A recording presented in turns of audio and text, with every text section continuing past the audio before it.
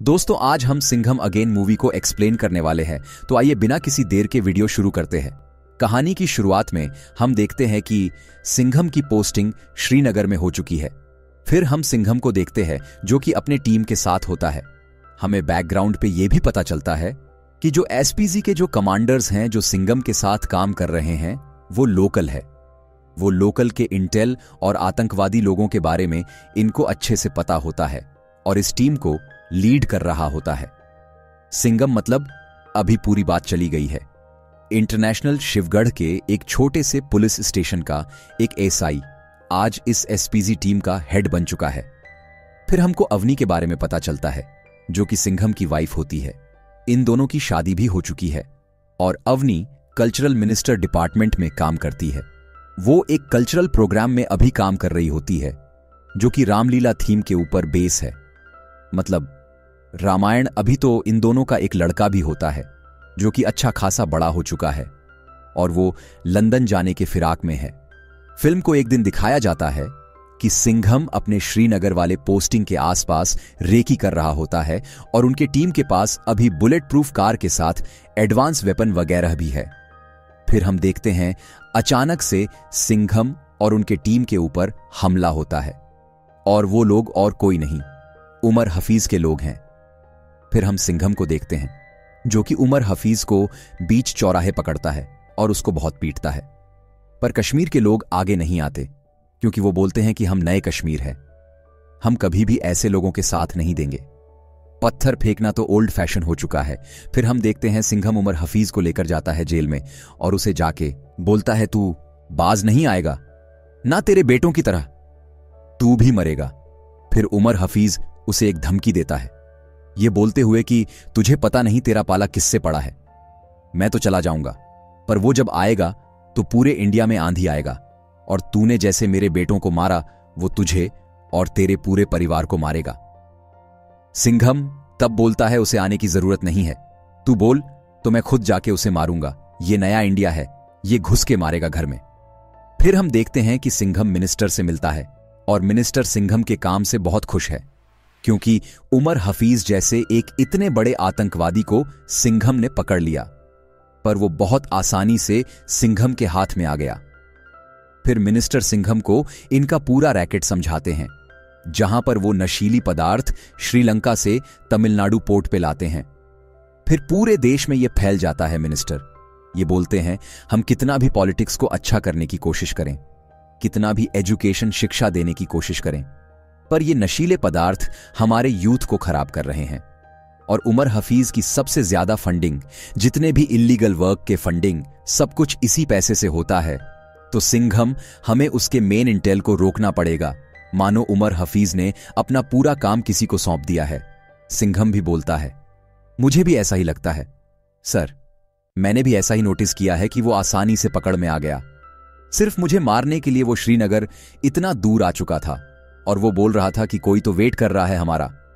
फिर हम देखते हैं कि 2 साल हो चुके हैं शिवा ग्रुप को, जो कि फॉर्म करा गया है एक रॉ एजेंसीज की तरह। जैसे इंडिया के हर एक एजेंसी है वैसे भी शिवा ग्रुप को लीड करेगा सिंघम और उसके अंदर हर एक स्टेट के वो जवान पुलिस ऑफिसर आएंगे जो कि सिंघम को अपना आइकन मानते हैं और अपने फील्ड में कुछ एक्स्ट्रा ऑर्डिनरी काम उन्होंने करके दिखाया है। और अभी 2 साल कंप्लीट हो चुके हैं शिवा ग्रुप के। आज के दिन हम देखते हैं कि अवनी रामलीला के थीम के ऊपर, मतलब रामायण के थीम के ऊपर बेस करा गया एक डॉक्यूमेंट्री पेश कर रही है और उधर मिनिस्टर भी आए थे। अवनी उधर अपना पूरा स्पीच देती है और ये बोलती है कि रामायण के पूरे चैप्टर बाय चैप्टर हम आपको वीडियो ब्रीफिंग के थ्रू समझाएंगे एंड हमारे बच्चे और कल्चरल के थ्रू आपको बताया जाएगा पूरा रामायण। और दूसरी जगह हम देखते हैं कि सिंघम को इंटेल मिल चुका था कि कैसे तमिलनाडु पोर्ट पे वो सारे नशीली पदार्थ आते हैं। तो सिंघम अपने टीम के साथ हेलीकॉप्टर के थ्रू उस जहाज के ऊपर रेड मारता है और उन लोगों को अरेस्ट करता है। फिर जब उन लोगों से इंटेरोगेशन करा जाता है तब डेंजर लंका के बारे में पता लगता है, पर वो लोग बहुत घबरा रहे थे डेंजर लंका के बारे में बोलने से, क्योंकि डेंजर लंका पहले ही इनके पूरे परिवार को खत्म कर दिया होगा जब इन लोगों को अरेस्ट कर लिया गया है कोई। तो ये भी बोल रहा था कि हम लोग भी जिंदा नहीं बचेंगे, आप लोग अभी बोलेंगे कि हमें प्रोटेक्शन दोगे, पर हम लोग प्रोटेक्शन के साथ भी मारे जाएंगे। अगर आपको पकड़ना है, आप डेंजर लंका के 3 खास आदमी को पकड़िए। फिर वो 3 खास आदमी तमिलनाडु पे छुपे हुए थे। फिर उन लोगों को पकड़ने के लिए इंस्पेक्टर शक्ति जाती है। वो और कोई नहीं, खुद को लेडी सिंघम बोलती है, सिंघम का फैन, और उन तीनों को वो पकड़ती है। पर ये क्रिमिनल जब जेल में थे और सिंघम अगले दिन सुबह आने वाला था, तब शक्ति को ये लोग धमकी देते हैं कि तुमको मैं इतना पैसा दे दूंगा कि तुम्हारे पूरे पुलिस स्टेशन में तुम रख नहीं पाओगे। अगर मेरा ऑफर नहीं लिया तो डेंजर लंका पूरे स्टेशन को ही जला देगा, कोई भी जिंदा नहीं बचेगा। शक्ति रात में स्टेशन में नहीं थी और उतने टाइम में डेंजर लंका अपने पूरे गैंग के साथ आता है और पूरे पुलिस स्टेशन को, जैसे उसने बोला था, उसने शमशान बना दिया। एक एक पुलिस वाले को उसने अपने चाकू से काट दिया। एक का सर काट दिया, एक का हाथ पैर काट दिया, एक को बस मरने के लिए छोड़ दिया। तड़पते हुए पेट में चाकू मार के सबको बहुत बेरहमी से मारा।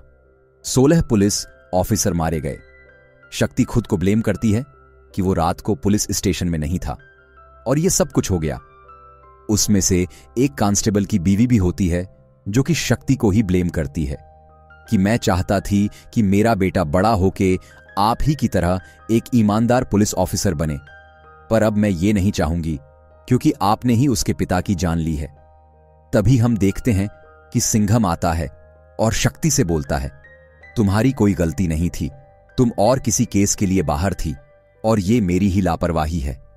मुझे नहीं लगा था कि डेंजर लंका इतना खतरनाक होगा कि वो पुलिस स्टेशन में आएगा और पुलिस वालों को जान से मार डालेगा। फिर हम देखते हैं कि अवनी के रामलीला वाले प्रोग्राम में कुछ दिक्कत आता है। कुछ रामेश्वरम के फुटेज मिसिंग हो चुके हैं, जो फुटेज लेने के लिए फिर से रामेश्वरम जाना पड़ेगा। पर टीम इधर काम में इतना बिजी है कि कौन जाएगा वो डिसाइड नहीं कर पा रहे थे। तब अवनी बोलती है, ठीक है मैं चली जाऊंगी और पूरे फुटेज को फिर से ले आऊंगी और हमारा प्रोग्राम नहीं रुकना चाहिए, लोगों को जानना चाहिए रामायण के बारे में। फिर अवनी रामेश्वरम जाने के लिए सिंघम से पूछती है। सिंघम तब बोलता है, रामेश्वरम तुम जा सकती हो, पर दया के साथ, क्योंकि डेंजर लंका अभी कुछ ना कुछ हरकत जरूर करेगा। शक्ति के पुलिस स्टेशन में आके इतने पुलिस ऑफिसर को उसने मौत के घाट उतार दिया, तुम्हारी जान को भी खतरा है। अवनी रामेश्वरम जाती है और रात को आरती होने के बाद एक कांस्टेबल को चाय के लिए पूछती है। वो कांस्टेबल चाय लेने के लिए जाता है। तब दया भी उसके पास नहीं था। वो हर जगह रेकी कर रहा था कि अवनी को कोई खतरा तो नहीं, पर रामेश्वर के टेंपल के सामने ही डेंजर लंका जो है वह आरती कर रहा होता है। वह अवनी से मिलता है और रामलीला के बारे में बधाई देता है और यह भी बोलता है, मुझे बाजीराव सिंघम के बारे में भी पता है, वो हमेशा करेक्ट नहीं होते, और सिंघम के बारे में कुछ अनाप शनाप भी बोलता है। और यह बोलता है, जिस डेंजर लंका से तुम लोग डर रहे हो वह तुम्हारे सामने खड़े हुए हैं और तुम्हारे स्टूडियो रूम से जो रामेश्वरम की फुटेज मिसिंग हुई थी, तुम्हें क्या लगता है वो ऐसे ही मिसिंग हो गई थी? तुम्हारे लिए वो लड़की काम नहीं करती, वो मेरी खाला है और उसी ने ही उन टेप को मिसप्लेस करा है कि तुम रामेश्वरम आ पाओ। फिर हम देखते हैं कि जैसे सीता को रावण हरण करता है, वैसे ही डेंजर लंका अवनी का हरण करता है और किसी को कानो कान खबर भी नहीं थी, क्योंकि दया तो रेकी कर रहा था। पर जब दया को पता लगता है, वो उसे रोकने के लिए जाता है। जैसे रामायण में जब सीता मां को हरण करके रावण लेकर जा रहा था आकाश मार्ग में, तब जटायु जी ने उसको रोकने की कोशिश की। इस वजह से वह घायल भी हो गए और इस जगह उस रेफरेंस को लिया गया और जटायु जी की तरह ही प्लेस करा गया है।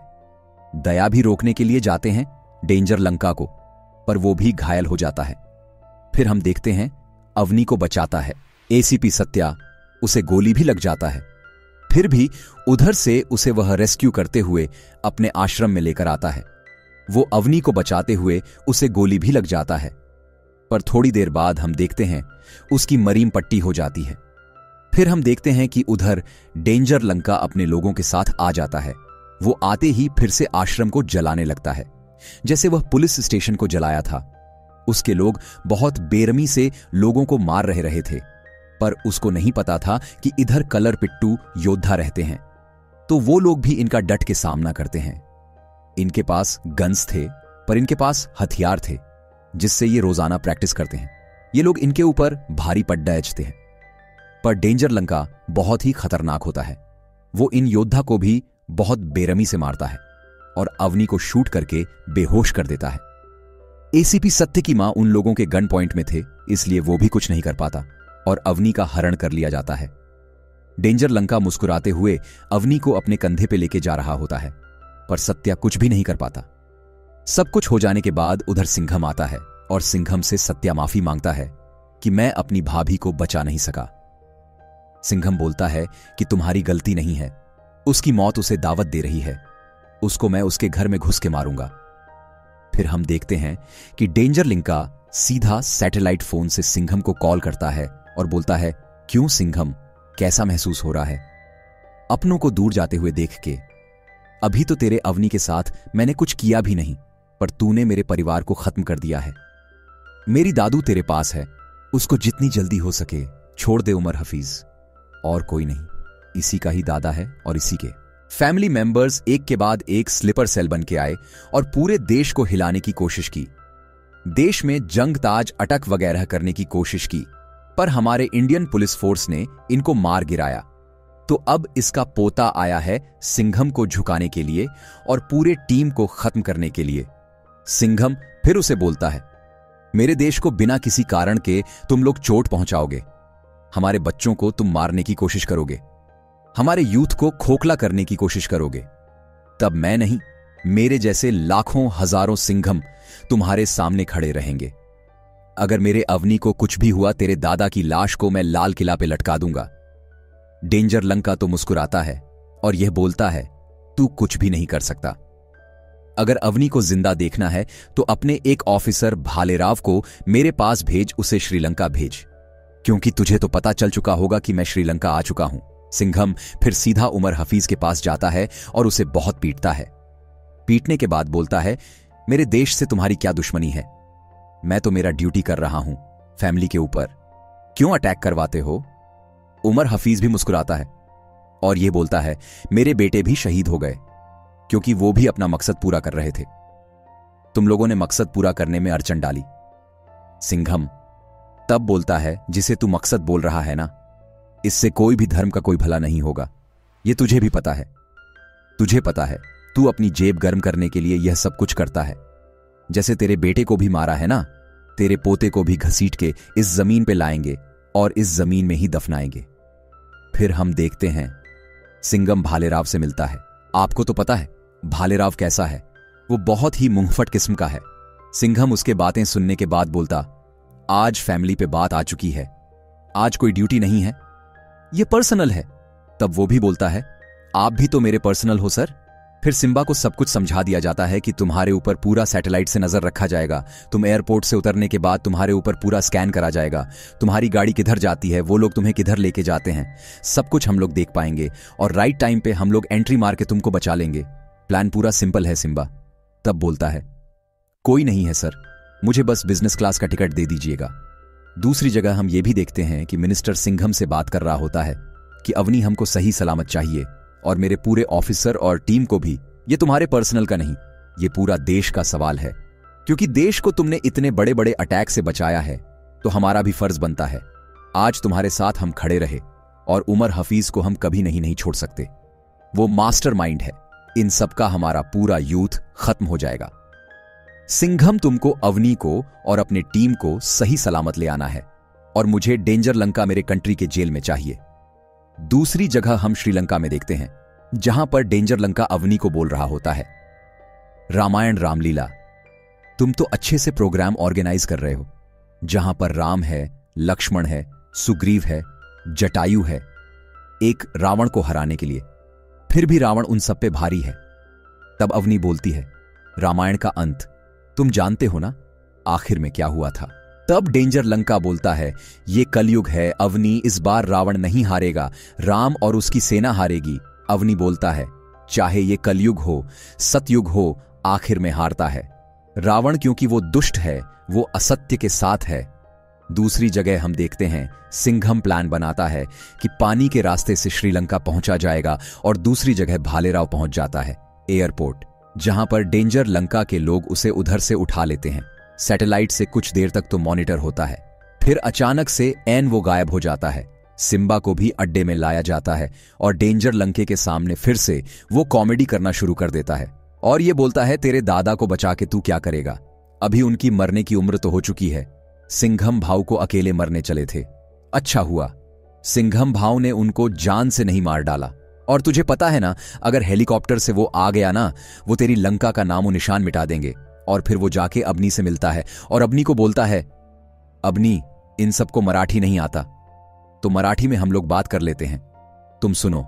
सिंघम भाऊ पहुंच चुका है श्रीलंका और कुछ देर फिर हम लोग सारे इधर से निकलने वाले हैं। डेंजर लिंका की चिंता मत करो। यहां हम सिंघम को देखें जो कि श्रीलंका पहुंच चुका था, पर वो छुप के रह रहा था। सिर्फ भालेराव की एक सिग्नल की देरी थी, पर सैटेलाइट से तो भालेराव खो चुका है। इंडियन एजेंसी के पूरे ईटेल को श्रीलंका में अलर्ट कर दिया गया है। कहीं पर भी कोई हलचल हुआ तो उनको पता चल जाएगा और फिर से सैटेलाइट में डेंजर लंका की लोकेशन आ जाएगा। भालेराव पहले तो उन लोगों से बहला फुसला के अच्छे से बातें करता है, 2-3 जोक्स वगैरह भी क्रैक करते हैं और आखिर में बोलता है 1 2 3। तुमको पता नहीं ना दरवाजे से कौन आने वाला है। सिंघम बाऊ दरवाजे के बिल्कुल पीछे खड़े हुए हैं। मैं जाता हूं, दरवाजा खोल देता हूं, भागते हुए जाता है और गाड़ी लेके खुद उधर से निकल जाता है। और डेंजर लंका के सारे लोग उसके पीछे पर पीछा करते करते उसने इतने सारे सिग्नल छोड़े, इतने सारे बम फोड़े ना सैटेलाइट पे, ऑटोमेटिकली वो आ गया भागते भागते। वो तो श्रीलंकन शादी में भी घुस जाता है, फिर उधर से भी निकलते हैं और डेंजर लंका के लोग तब उधर एंट्री होती है। सिंघम भाऊ की भालेराव को बचाता है, पर भालेराव बोलता है मुझे शादी वाले लोग मुझे ना मारे, इसलिए भारत का फ्री टूर का टिकट मैंने ऑफर कर दिया। ये कर सच्चा रकार उठाएगी ना सर। भालेराव और सिंघम जब भाग रहे होते हैं और अड्डे की तरफ जा रहा होता है, अवनी ठीक उनके सामने खड़ी हुआ होता है और उसके सर पर गन होता है। सिंघम कैसे भी ब्रेक मारता है और गाड़ी पूरा उलट जाता है और उनके ठीक सामने डेंजर लंका खड़ा हुआ होता है। सिंघम को 10-20 लोग पकड़े हुए थे, फिर भी वो शेर की तरह आगे बढ़ रहा था कि डेंजर लंका को वो बीच से ही चीर देगा। डेंजर लंका तब बहुत गुस्से में आ जाता है क्योंकि उसके दादू को इन लोगों ने रिलीज नहीं किया था, उसको डबल क्रॉस किया था। डेंजर लंका को तब बहुत गुस्सा आता है और गन निकाल लेता है वो अवनी को मारने के लिए। तब भालेराव आगे आता है और बोलता है आपके दादू आपके ठीक पीछे ही आ रहे हैं। सूर्यवंशी सर हेलीकॉप्टर से आ रहे हैं, न थोड़ा टाइम लग रहा है, आप लोग तब तक हमको बंदी बना लीजिए, वी आर अंडर अरेस्ट। वो लोग डेंजर लंका के अड्डे में होते हैं और वो लोग राह देख रहे होते हैं कब वो लोग इधर से निकलेंगे और इंडियन एजेंसीज की टीम उनको बचाने के लिए आएंगे। इतनी देर में सिंघम के फोन में कॉल आता है मिनिस्टर का। वो झुक जाते हैं और ये बोलते हैं कि उमर हफीज को हम लोग छोड़ रहे हैं, हमारी टीम और तुम जैसे जावाज ऑफिसर हमारे फर्स्ट प्रायोरिटी हो, पर डेंजर लंका को जिंदा छोड़ना मत। डेंजर लंका तो मुस्कुराता है और ये बोलता है मैं और मेरे दादू उधर से निकलेंगे तुम्हारे पूरे टास्क फोर्स को खत्म करते हुए। फिर अगले दिन सुबह फिर से कॉल आता है और उसके दादू को छोड़ने के लिए ऑर्डर दिया जाता है। तभी हम देखते हैं कि गोडाउन के बाहर एक बड़ा सा धमाका होता है और हमको पता है कि कौन कौन आने वाला है। पहली एंट्री होती है लेडी सिंघम की, चलते हुए ट्रक से कूद गई और ट्रक में डेटोनेटर फिट करा गया था, बटन दबाया और पूरा फैक्ट्री बूम। फिर गोलियों से एक्शन स्पोर्ट्स, कार में बैठते हुए उसी के साथ सिम्बा और सिंघम दोनों खुद को छुड़ा लेते हैं और वो भी दोनों हाथ में गन उठा लेते हैं। तभी एंट्री होती है एसीपी सत्या की। फिर हम देखते हैं कि अवनी को वो लोग छोड़ देते हैं। उसको कुचलने के लिए पीछे एक ट्रक खड़ा हुआ होता है और सिंघम को भी इधर से छोड़ दिया जाता है। सिंघम और वो भाग रहे होते उसको बचाने के लिए, पर अवनी के ठीक पीछे ट्रक खड़ा हुआ होता है। फिर ऊपर से एंट्री होती है सूर्यवंशी की। वो हेलीकॉप्टर से झूलते हुए आते हैं और मिसाइल से ट्रक को उड़ा देता है। फिर हम देखते हैं ये सारे लोग असेंबल होते हैं। देखने में लग रहा था कोई मार्वल मूवी चल रहा है भाई, इधर से गाड़ी उड़ रहा है, उधर से मिसाइल चल रहा है, एक्शन, घमासान, हैंड फाइट, कॉम्बैट, सब कुछ चल रहा है। और हम देखते हैं कि डेंजर लंका अवनी को लेके भाग रहा होता है। अवनी को छुड़ाने के बाद उसके पीछे जाता है सिंघम उसे मारने के लिए। फिर डेंजर लंका और सिंघम के बीच हैंड कॉम्बैट होता है। दोनों एक दूसरे को कांटे की टक्कर दे रहे थे और आखिर में हम देखते हैं कि डेंजर लंका को बहुत बुरी तरीके से सिंघम मारता है और फिर उसकी टीम आती है, टास्क फोर्स आती है और उसे अरेस्ट कर लेती है। और उसी के दादू के साथ जेल में उसे डाल दिया जाता है। और यहां मूवी एंड होती है। वीडियो को आखिर तक देखने के लिए आपका बहुत बहुत धन्यवाद।